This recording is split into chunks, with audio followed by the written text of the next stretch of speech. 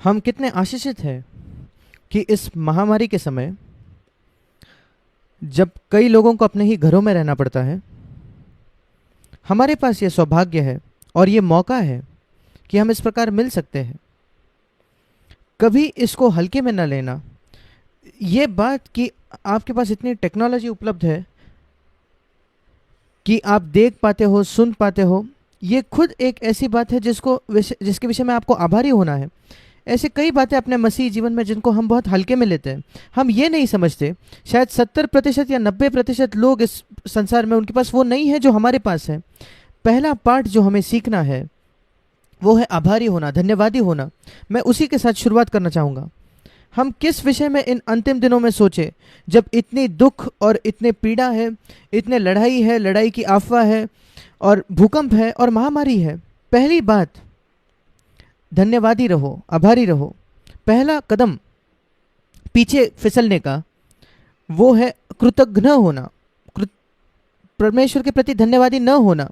और वही मैं शुरुआत करना चाहता हूँ, क्योंकि इस बात पर मैं बार बार जोर देता हूँ। बाइबल हमें बताती है सब बातों में धन्यवाद दो, हर परिस्थिति में धन्यवाद दो। आप एफिसियों 5 को पढ़ो, 18 वचन से आगे, पवित्र आत्मा से परिपूर्ण हो जाओ। और फिर आगे लिखा है सब बातों में धन्यवाद दो। और कभी कभी जब आपको समय मिलेगा, आप निकालिए रोमियो की पत्री उसका 1 अध्याय। अगर आपके पास पेपर और पेन हो तो मैं आपको प्रोत्साहित करूंगा कि आप इन वचनों को लिख लो और बाद में इनको पढ़ सकते हो। आप रोमियो की पत्री उसके 1 अध्याय के 18 से 32 में उसका आखिरी भाग जो है, वहाँ एक वर्णन किया है मनुष्य कैसे गिरते जाता है, ज़्यादा पाप के मात्रा में वो गिरते जाता है। और 3 बार वहाँ कहा है परमेश्वर ने उनको दे दिया, 24 वचन, 26 वचन और 28 वचन। परमेश्वर ने उनको छोड़ दिया, परमेश्वर ने उनको छोड़ दिया, परमेश्वर ने उनको छोड़ दिया, और परमेश्वर ने उनको छोड़ दिया और वो पाप में नीचे नीचे फिसलते गए। और उनका नीचे फिसलना कहाँ से शुरुआत हुआ? सबसे पहला कदम नीचे मैं आपको बताना चाहता हूं, रोमियो 1:21। वो परमेश्वर को जानने पर भी उन्होंने परमेश्वर को योग्य बढ़ाई और धन्यवाद न दिया। पहला कदम नीचे फिसलने का वो है आभारी हृदय का अभाव। हम धन्यवादी नहीं होते जो कुछ परमेश्वर ने हमें दिया है उसके लिए, जबकि हमारे पास इतनी बातें नहीं है। कोई बात नहीं, हमारे पास उसके बावजूद बहुत ज़्यादा है, 90% इस संसार के लोगों से ज़्यादा है। आप इस मीटिंग को देख सकते हो, यही इस बात को दर्शाता है। सो इसलिए मेरे प्रिय भाइयों और बहनों, आइए हम इस आदत को अपने आप तैयार करें धन्यवाद देने की, क्योंकि हमारे इर्द गिर्द एक ऐसी दुनिया है जो बिल्कुल परमेश्वर के प्रति आभारी नहीं है जो कुछ परमेश्वर ने उन्हें दिया है। कई लोग तो परमेश्वर पर विश्वास करना छोड़ चुके हैं, और कई मसीह भी, उनके पास सिर्फ भक्ति का वेश है, उनके सिद्धांत सही है, उनकी भाषा सही है, वो कलीसिया जाते हैं, वो गाने गाते हैं, वे सही बातों में विश्वास रखते हैं, वो अपने विश्वास में बिल्कुल इवेंजेलिकल सही है, पर धन्यवाद का कोई आत्मा नहीं है। जब धन्यवाद की आत्मा का कमी होती है, आपके घर के वातावरण भी वो बहुत गंभीर हो जाता है, दबाव भरा हो जाता है। जब सोच कर देखिए, आपके पास पति पत्नी है जो हमेशा एक दूसरे के लिए धन्यवादी है। आपकी पत्नी अगर आपके लिए चाय का कप लाए सुबह सुबह, एक धन्यवाद की आत्मा होना, ये नहीं कहना कि अरे ये उसकी तो जिम्मेदारी है, नहीं, उसकी जिम्मेदारी नहीं। हमें कोई जिम्मेदारी नहीं है कि हम एक दूसरे के लिए कुछ करें। परमेश्वर हमारे प्रति दयावंत हुआ है और हमारे प्रति उसने भलाई की है, इसलिए हम दूसरों को भलाई करते हैं। इसलिए इस आदत को तैयार करें भाइयों। हमारा आज का विषय है समयों के चिन्हों को परखना जिनमें हम जी रहे हैं, और वो एक वचन है जो यीशु मसीह ने खुद इस्तेमाल किया। अगर आप मेरे साथ निकालें मत्ती उसका 16वां अध्याय, आपको इस वचन को पढ़ना है। मत्ती 16। फरीसी और सदूसियों पहले वचन में उसके पास आकर कहने लगे, हमें स्वर्ग से कोई चिन्ह दिखा। और उसने कहा, तुम लोग जब सांझ को देखते हो मौसम अच्छा रहेगा क्योंकि आकाश लाल है, या आज को आंधी आएगी, क्योंकि वो जो उनके आसपास का जो वातावरण था, मौसम को देखकर वो चिन्ह बता सकते थे, क्योंकि आज के जो मौसम के रिपोर्ट होते हैं वो बहुत अच्छे होते हैं। और वो कहते तुम ये नहीं जानते, इस समयों के चिन्हों का भेद तुम नहीं समझ पा रहे हो, उसको नहीं परख पा रहे हो। आप मौसम कैसा होगा उसको परख सकते हो, कल कैसा होगा, परसों कैसा होगा, और अपना जीवन उसके अनुसार आप योजना करते हो। अरे बारिश होने वाली है इसलिए हम पिकनिक नहीं जा सकते, आप वेदर रिपोर्ट पर भरोसा रखते हो, मौसम की रिपोर्ट पर। फिर इस समय के चिन्हों का वही प्रभु ने फरीसियों को डांटा कि वो नहीं जानते थे या परख नहीं रहे थे। परखना ये अलग है ज्ञान से भी अलग।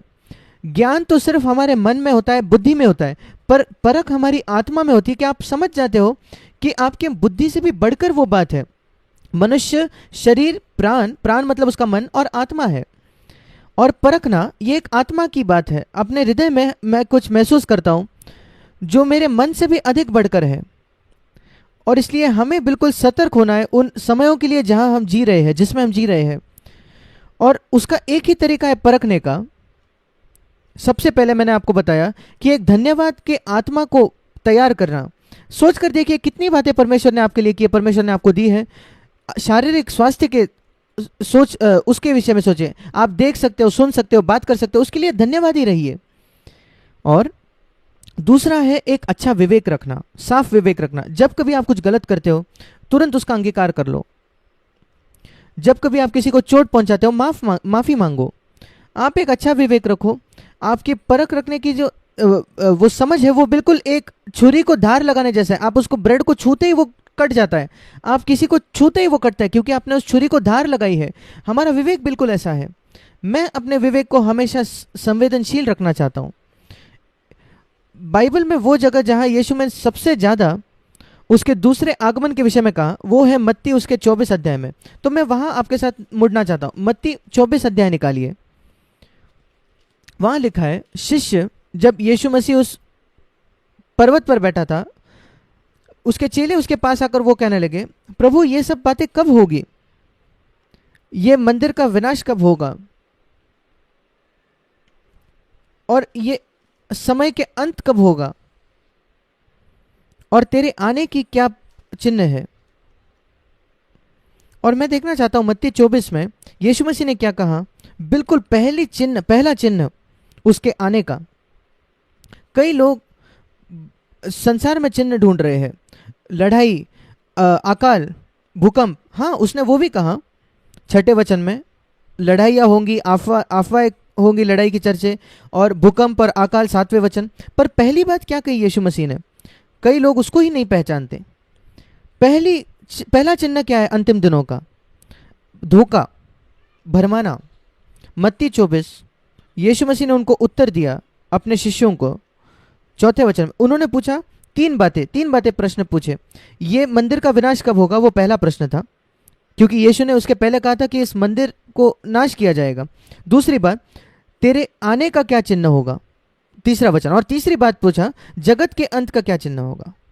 और उसने तीनों का जवाब दिया एक एक सीक्वेंस में, क्रम से। और पहली बात जो वो कहता है कि कोई तुम्हें भरमाने ना पाए।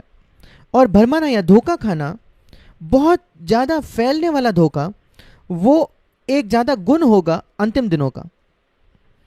और विशेषकर मसीही लोगों में, मसीही जगत में आज इतना धोखा है। मसीही जगत में आज एक बहुत बड़ा संख्या की धोखा है। अगर आप मत्ती 24 को पूरी तरीके से पढ़ो, आप पाओगे यीशु मसीह ने भूकंप और अकाल और लड़ाई के विषय में इतना कुछ नहीं कहा, पर वो बार बार धोखे के विषय में बताते रहा।